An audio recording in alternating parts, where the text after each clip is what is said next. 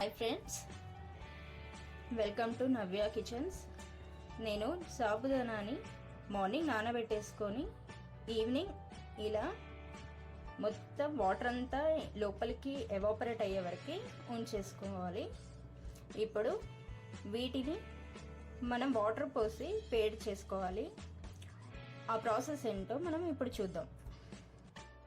ఇప్పుడు నేను ఒక బౌల్లో 1 kg సాబుదానాన్ని నానబెట్టుకున్న తర్వాత దాంట్లో ఒక 3 లీటర్స్ వరకు వాటర్ పోసి దీంట్లో నేను వేడి చేసుకుంటున్నాను. ఇవి మరిగే వరకు మనం వెయిట్ చేద్దాం. ఇప్పుడు వాటర్ మరుగుతున్నప్పుడు మనం కొంచెం సరిపడంత గల్లుప్పు వేసేసుకుందాం. దీంట్లో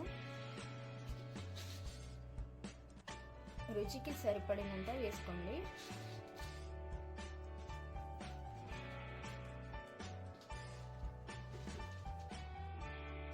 ఇప్పుడు మనం నానబెట్టుకున్న సాబుదానాన్ని దీంట్లో వేసేసుకుందాం.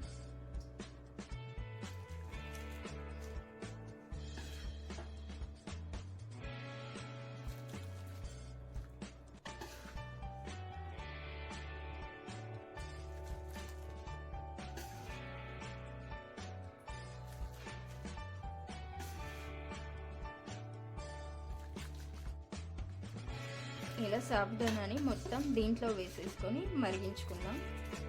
కొంచెం సేపు బాయిల్ చేసేసుకున్న తర్వాత ఇప్పుడు సాబుదానాన్ని మొత్తం దీంట్లో వేసేసుకొని ఒక నైట్ అంతా దీంట్లోనే ఉంచుకోవాలి.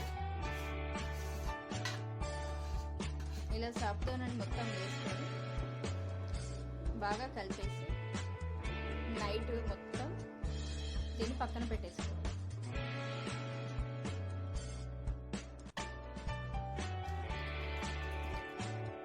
ఇలా సాబుదానా మొత్తం వేసేసుకొని కలిపేసి మూత పెట్టేసి నైట్ అంతా దీన్ని ఉంచేసుకోవాలి. నెక్స్ట్ ప్రాసెస్ మళ్ళీ ఇంకో వీడియోలో చూద్దాం. ఇప్పుడు మార్నింగ్ మనం చూస్తే ఇలా ఉంటుందండి. ఇప్పుడు దీన్ని కొంచెం కొంచెం మనం మిక్సీ జార్లో వేసుకొని మిక్స్ చేసుకుందాం. ఇప్పుడు ఇలా మిక్సీ జార్లో వేసుకొని మనం మిక్స్ చేసుకుందాం. మీకు అది గట్టిగా అనిపిస్తే కొంచెం కొంచెం మధ్యలో వాటర్ పోసుకొని మిక్స్ చేసుకోండి. ఇప్పుడు మనం మిక్స్ చేసుకున్న దాన్ని ఇలా ఒక బౌల్లోకి వేసుకుందాం. ఇలా దోశ పిండిలా వచ్చే వరకు మిక్స్ చేసుకోండి. ఇప్పుడు దీంట్లో పచ్చిమిర్చి పేస్ట్ వేసుకోవాలి. మనం కొన్ని పచ్చిమిర్చిని దీంట్లోనే మిక్సీలో వేసుకొని మిక్స్ చేసుకుందాం. మనం మిక్స్ చేసుకున్న పచ్చిమిర్చిని దీంట్లో వేసుకొని బాగా మిక్స్ చేసుకోవాలి. ఆల్రెడీ ఉప్పు ముందుగానే వేసాం కాబట్టి దీంట్లో వేసుకోవట్లేదు. ఇప్పుడు దీంట్లో జీలకర్ర వేసుకుందాం.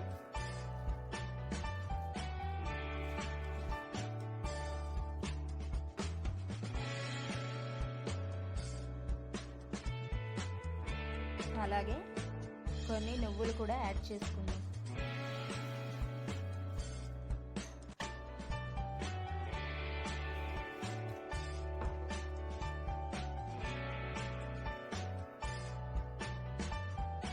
దీంట్లోనే కొంచెం వాము కూడా యాడ్ చేస్తున్నాము.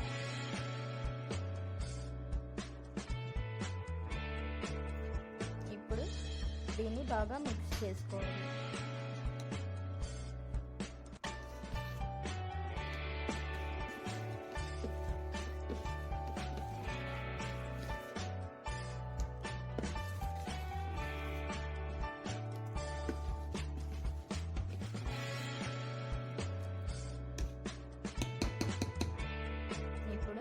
మనం వడియాలు ఎండబెట్టుకున్నాం.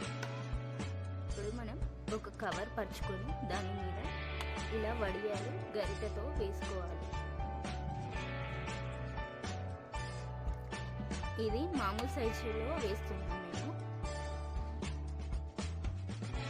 దీంట్లో పచ్చిమిర్చి, వాము, జీలకర్ర ఇవన్నీ వేసాం కాబట్టి ఇవి చాలా టేస్టీగా ఉంటాయండి. మీరు కూడా ఒకసారి ట్రై చేయండి. మీరు మీకు కావాల్సిన సైజులో వేసుకోండి. మేమైతే నార్మల్ సైజులో వేస్తున్నాము.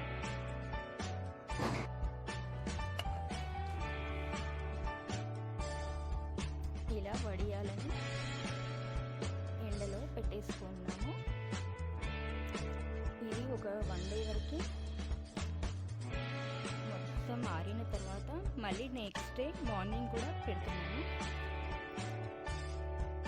ఇప్పుడు మనం గోలించుకున్న వడియాలు ఇలా ఎండిపోయాయండి. ఇప్పుడు మనం వీటిని ఆయిల్లో వేసి కాల్చుకుందాం.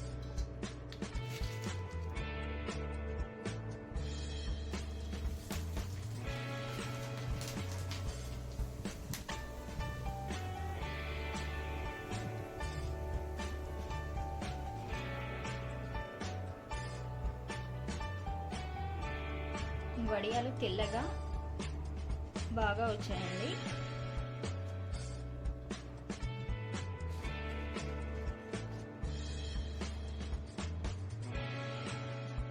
మీరు కూడా ఈ వడియాలను ఒకసారి ట్రై చేసి చూడండి.